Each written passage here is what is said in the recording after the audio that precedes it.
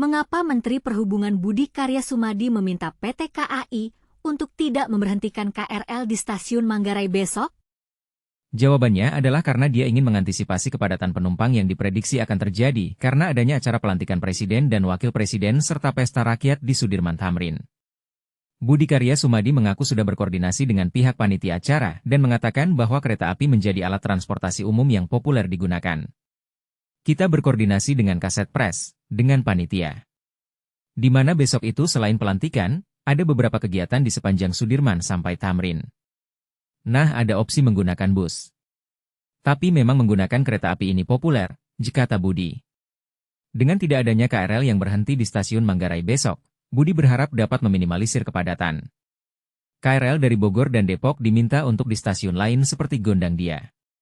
Oleh karenanya, kita berupaya memanage Manggarai agar tidak terjadi suatu lonjakan yang banyak. Oleh karenanya saya minta PT Kereta Api yang dari Bogor, Depok, tidak berhenti di Manggarai, itu turnya. Tapi terus saja ke stasiun berikutnya Gondangdia, berhenti di Gondangdia. Jadi tidak berhenti di Manggarai, supaya yang dari Bekasi itu bisa terus sampai Duku Atas. Jadi Manggarai tidak terlalu crowded di situ, lanjut dia.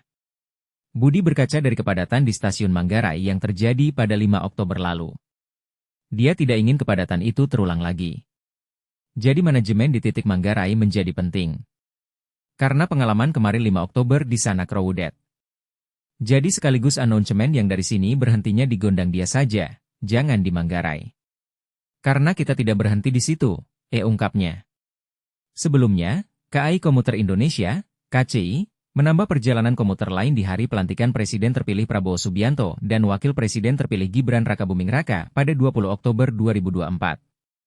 Penambahan ini untuk mengantisipasi lonjakan penumpang yang ingin menyaksikan pelantikan Presiden Wapres. Mengapa KAI Komuter Indonesia menambah perjalanan komuter lain? Jawabannya adalah karena mereka ingin mengantisipasi lonjakan penumpang yang ingin menyaksikan pelantikan Presiden Wapres. Pada Sabtu Minggu, 19 hingga 20 Oktober, KAI Komuter mengoperasikan layanan pola operasi perjalanan komuter lain Jabodetabek mengacu pada pola operasi hari kerja, mengoperasikan 1048 perjalanan dari yang seharusnya hanya 962 perjalanan, kata VP Corporate Secretary KAI Komuter, Joni Martinus. Diperkirakan pengguna komuter lain Jabodetabek akan meningkat sebanyak 45% jika dibanding rata-rata pengguna pada hari Minggu.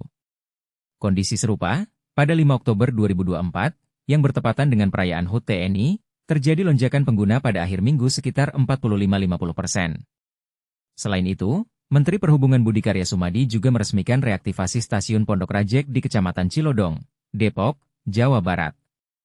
Reaktivasi ini menelan anggaran 27,9 miliar rupiah. Budi Karya mengatakan, reaktivasi stasiun ini diharapkan akan meningkatkan konektivitas di kawasan Jabodetabek, bahkan hingga ke ujung wilayah Depok dan Bogor. Stasiun KRL Pondok Rajek sudah tidak beroperasi sejak 2006. Stasiun ini melayani perjalanan KRL komuter lain lintas Jakarta-Kota Nambo. Reaktivasi pun dilakukan oleh Badan Pengelola Transportasi Jabodetabek, BPTJ, sejak 2022 dengan biaya sebesar 27,9 miliar rupiah. Saat ini pengelolaan stasiun telah diserah terimakan kepada Direktorat Jenderal Perkeretaapian melalui Balai Teknik Perkeretaapian Kelas 1 Jakarta. Hal ini merupakan bagian dari komitmen Kementerian Perhubungan untuk meningkatkan layanan transportasi publik yang terintegrasi, efisien, dan terjangkau. Reaktivasi ini diharapkan mampu mengurangi tingkat kemacetan di Jabodetabek akibat tingginya penggunaan kendaraan pribadi dibanding transportasi umum. Kemenhub mendapat tugas dari Presiden Jokowi bahwa konektivitas antar moda harus diupayakan dengan baik dan saya mengapresiasi kolaborasi seluruh pihak, ujar Budi Karya. Sementara itu, PLT Kepala BPTJ Soeharto mengatakan, reaktivasi ini merupakan upaya untuk pendistribusian penumpang yang ada di Stasiun Cibinong, Stasiun Nambo, sekaligus membangkitkan perjalanan baru sesuai dengan target 5.000 penumpang per hari. Bagaimana menurut Anda, apakah reaktivasi stasiun Pondok Rajek akan membantu mengurangi kemacetan di Jabodetabek?